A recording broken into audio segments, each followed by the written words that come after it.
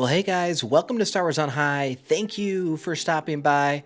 We are back, and I'm sorry I'm late. I was sick, unfortunately, and I'm still a little sick right now. You might hear it in my voice, which meant I actually got to watch the episodes for Bad Batch and Mandalorian earlier than usual, but I was too sick to make a video, so I apologize for this coming late. I appreciate you guys actually wanting to hear my thoughts still, even though you've had plenty of time to watch it yourself and listen to others.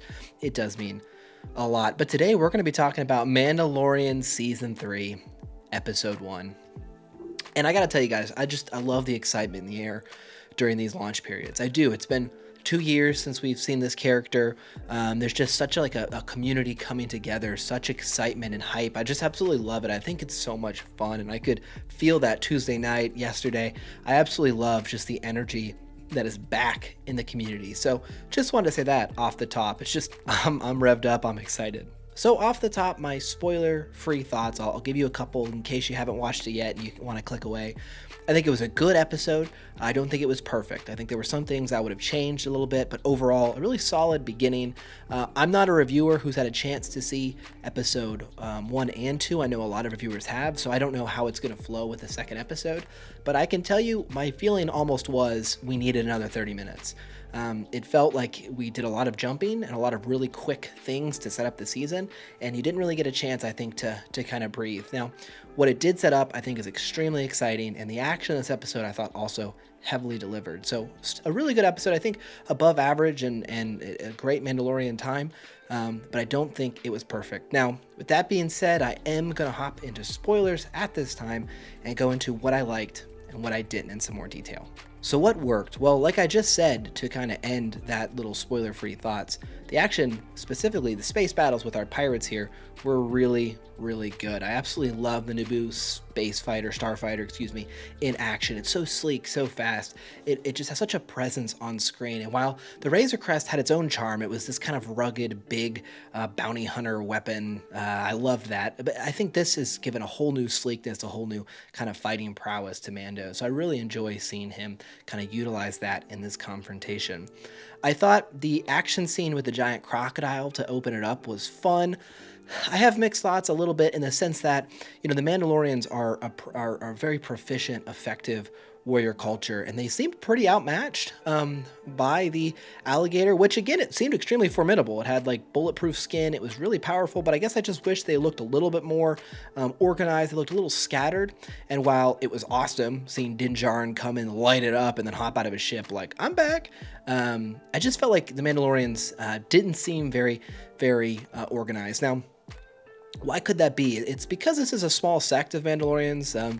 We have a lot of new recruits. We see this is an initiation process, so maybe they're a little disorganized, a little out of practice. I mean, these are a people without a homeworld right now, and so maybe it's a little bit of that. But I continue to want to see the Mandalorians live up to that reputation, live up to that kind of legend standards that we have. And so that's a nitpick. I totally acknowledge that, but that was something that kind of stuck out to me. They just seemed a little overwhelmed by the moment. So to look more at the story side, Mando over the last couple years has had a similar format. There's a big goal. In the last few seasons, it's been getting Grogu to the Jedi, and then there's little side quests along the way that get us there.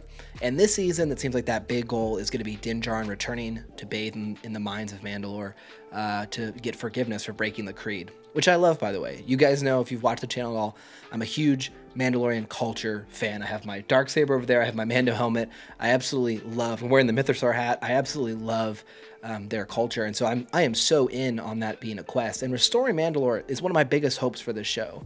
Mandalore is not talked about in the sequel trilogy. You have just free, and then the reason I bring that up is you have free reign to tell the story. You can go in a lot of different places, a lot of different ways, and let's bring this culture back. This is it's a gold mine, I think, for stories warring amongst themselves. You could have conflict amongst the clans like we saw in the Clone Wars. I really, really want them to do that. And while I love that as a center mission point, I actually really enjoy the scene in the Mandalorian castle, one of the planets within the Mandalore system. We see Bo-Katan and Din Djarin kind of have their first conversation, and she's sitting on this throne, which looks great. I think what lacked for me a little bit is we jumped around a lot. It felt like it was just so fast. Where we meet Grief Karga again, and I love to see how Navarra is building up. It looks so great, and we find it's going more straight, and we have to kick pirates out, and I enjoy that. But it felt like the movement was just at such a pace. I mean, this is 35 minutes, I think. I really wish these would be longer, like Andor, 45 minutes, 40 minutes.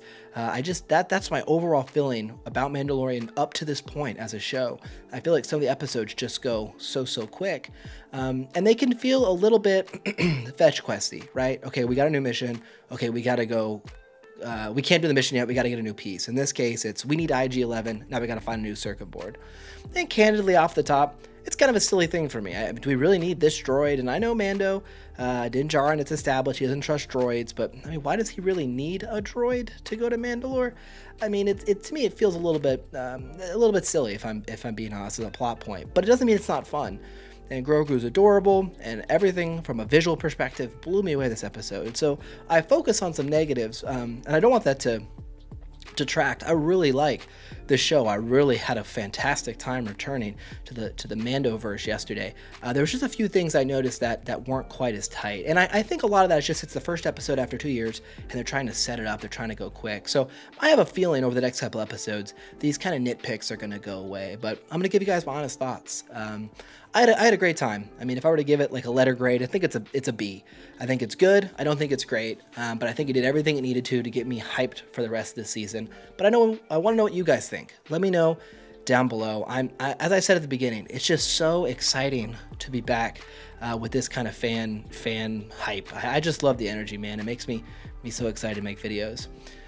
Stay tuned to the channel, guys. Like and subscribe. I'm about to record my review for Bad Batch because I gotta be honest with you guys, I think Bad Batch outshone Mando yesterday. They released an absolute banger of an episode. I'm gonna talk about that more here shortly. So thank you guys again. See y'all again very soon.